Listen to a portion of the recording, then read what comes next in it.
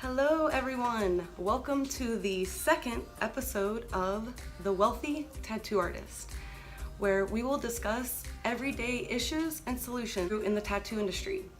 Everything except the art, which seems to be what most people want to talk about. Why? Because it's important and because it's awesome, obviously. But I want to talk about the business side, the personable side, basically everything else that's really important to your career and basically our industry as a whole. So today's topic is going to be all about how to get more clients. So I have been tattooing for 18 years now, and I have an abundance of very loyal clients that I've had for many years, and those clients bring me tons of new clients. A lot of times I am giving a lot of these clients to the other people in my shop because obviously, one, I can't handle all of it. Two, I have a family and stuff that I want to spend more time with. So I am slowly but surely phasing out of tattooing so often.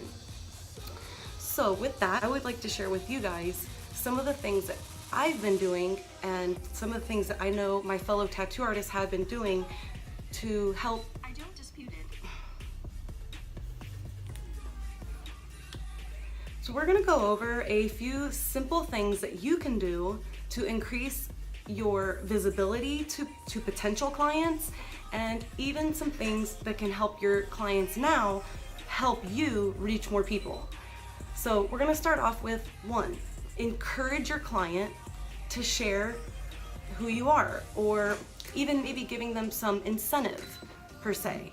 I know when we first opened this shop, this was my second shop, but when we first opened this one, I knew that we had to do something drastic to get our name out there. So we did referral cards, and now this was just for the beginning, we knew that, but basically it was, we would hand out all these really well-made, nice cards, and we put on there, for each person, you put your name on it, and for each person that brought one in, and this isn't much in our industry, $10 would go towards the person who gave it to you's tattoo, and then $10 off of your tattoo. So it was a win-win for the person who was already loyal to you, and now this new person has a good reason to come to this brand new shop that they had never heard of before. So that actually worked really well for us, but it started to get a little out of hand. Obviously, once we got really busy, it wasn't really helpful to us. It was more of just a coupon for other people. And it did keep bringing the people in, but unfortunately we just couldn't keep justifying and honoring the money off because there was so much coming in, basically. All right, so first we're gonna talk about how to get clients' attention. All right, so depending on your method, obviously the most common method is gonna be social media. So depending on what you're doing, there's a few key things to understand. One is how the algorithm works. Basically, the algorithm is what causes your photo or post to be bumped up to where more eyeballs are gonna see it. So what causes that is comments, likes, shares. So if you can really create a post that makes people want to share or want to comment, i.e. ask a question, right? Ask a question, that's always a great one. So if you can get a conversation started, this is called engagement, because we're literally engaging with the clients or the future clients. This is huge because it lets them know that you are a person. And you don't have to share a lot of personal info, but the most important thing is that you're acknowledging each and every person, whether it seems like they're interested in your artwork to come get a tattoo or not. You don't know, so you still should always acknowledge them. I think that is really powerful, and in my experience, it has been. It's definitely worked. It's the simplest saying hi to people and acknowledging each person when they're in a room versus just talking to one person and leaving out another. So same kind of concept, it works just the same on social media. I would even go as far as comparing it to real life, right? So unfortunately, people do become a little more edgier than they would have a lot of times on social media. That's why it doesn't pay to argue with people, because it's not really them. They wouldn't say those things to your face most likely, so it just is a waste of energy. But do keep in mind, it is close to the real world. So with that, acknowledge the people that are commenting, liking, say thank you, Maybe jump over to their page, like a few of their photos. You don't always have to follow them or friend them. You know, you can just at least like their photos and show a little bit of that love back. It goes a long way. So there is a second part of that. Not only can your caption be captivating, but your hashtags. There is a reason they're there, and they do work on both Facebook and Instagram. Those are the only two I use. They're the only ones I'm gonna touch on, as well as YouTube. But we're gonna talk about Facebook and Instagram. They are the most commonly used. So the hashtags, use the hashtags. And every once in a while, what I've done is I will use some common ones, some that are not so common, because you don't wanna get caught, like, you don't wanna get lost in a sea of common hashtags.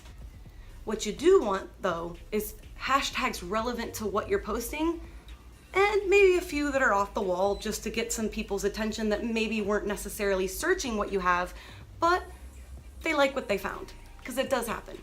So hashtags, do it, very powerful. Hashtags, resharing old work, things like that. So lastly, on the social media,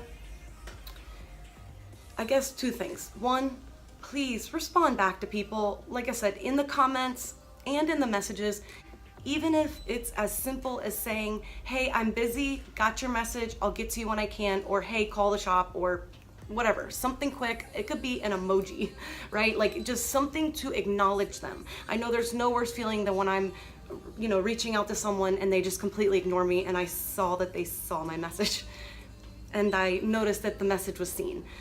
Again, things happen. I myself am very busy, so I always tell people, don't take it personal. If I don't message you back, please don't take it personal. If I don't engage with you on social media, it is very hard for me to keep up with the high volume. So, obviously, I hope that most people are understanding to that, but not everyone is, and for those that aren't, we want to make sure that they don't get lost in the crowd, especially if you don't really have a good excuse for not acknowledging them. So with the engagement, you are basically forming small relationships and creating trust, which is huge, especially if you don't already have a huge following, and or if you have a big following, it's actually just as important because you don't want people to think that you aren't in touch. I know a lot of people kind of lose touch with reality once they start getting really big, especially in our industry. We're artists, and a lot of times we get put up on a pedestal. I know one thing my dad used to always tell me, Amber, no matter what, don't believe your clients, because your clients are always going to tell you how amazing you are, and if you really truly start believing them, you'll start lacking in your amazingness. And I've just always really liked that. I've always used that. I tell my apprentices that, listen, your clients are gonna tell you how amazing you are. Just remember, they're not tattoo artists, they're not artists. And yes, you may be amazing, but know that you can always grow. Don't let it get to your head. Especially with a big following, there's so many tattoo artists to choose from. I would take a second to respond to people. I know that if I'm going to spend $150 plus an hour on a tattoo, I know that there's a ton of artists out there that are just as good as the few that I might be looking at, or the few that I'm looking at are all equally amazing. So if I write one of you inquiring, or I'm always commenting or something because I'm a big fan and you've never once acknowledged me, I'm not gonna give you my money. I'm going to pick the other person who is just as good as you, who was just as big, or whatever the case may be. I'm gonna pick them because I'm gonna feel like they acknowledge me as a person a little bit more. And it's as dumb as that, it's as simple as that. It's kind of a shame really, because I know sometimes I don't get back to people, and I know they've taken it personal in the past, and it really wasn't personal at all. And I probably lost a client because of it. But I at least do try to keep up with that and acknowledge everyone equally and make them all feel special. So last part on the social media would be, there is a misconception that you need to post every day. Now, that is a pretty hard subject because there is different algorithms, and they actually change the algorithms. Like, I don't know how often, but they do change the algorithms, and that is very hard because just when you think you've deciphered how to keep your pictures abundant when you don't have a huge following, they've changed it. So there is a key to the consistency of it. So where it may not be possible for some people to post every day, and that's fine, actually, that's cool. Like it's it's hard to post. I know I personally have a hard time posting stuff because I'm so busy. But at least I can do is keep somewhat of a steady rhythm. So if that makes sense. So if I post once or twice a day, that's fine. But if I can only post a couple times a week, I need to do that though. I need to make sure that I'm doing the 2 to 3 times a week, religiously regimented out, you know, boom, boom, boom, because that is going to create the algorithm of my followers and my page. So basically, end of it all is just you want to create some kind of algorithm. Posting every day is ideal. Responding all the time is ideal, but it's not always practical. So at the very least, I would say at least try to make it weekly, every 3 days, whatever it is, keep it into some kind of a pattern. So another little tip that would be only, I guess not especially, only for people that are new to the industry, new to tattooing, don't be afraid to give.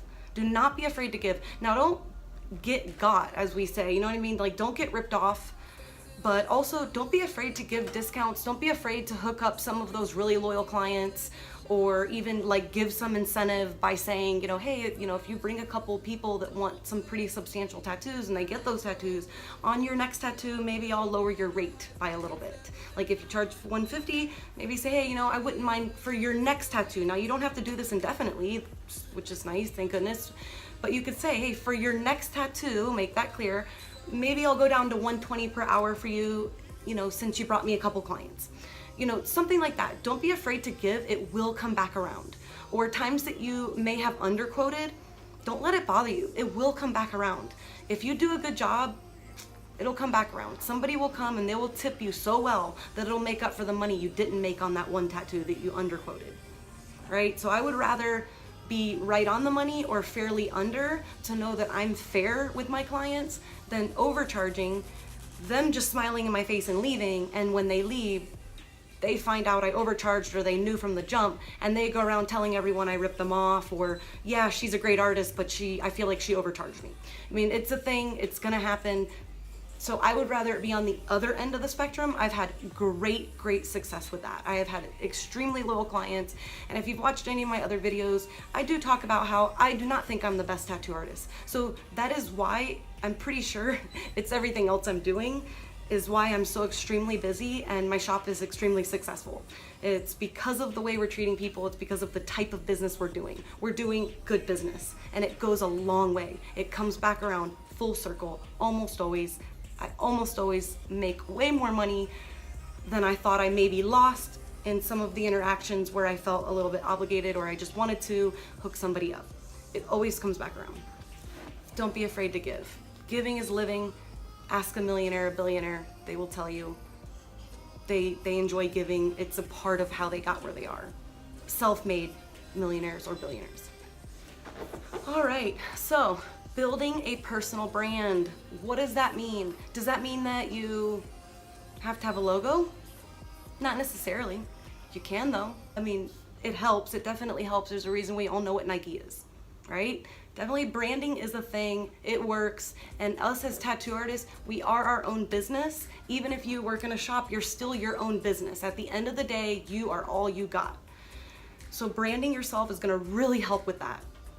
And if you don't know about branding yourself, I can just give you a few quick things. Basically, a logo or some kind of to maybe come up with a cool saying, something that could go on your cards, shirts, you know, something to go with the logo, and then just creating all kinds of brand-based content.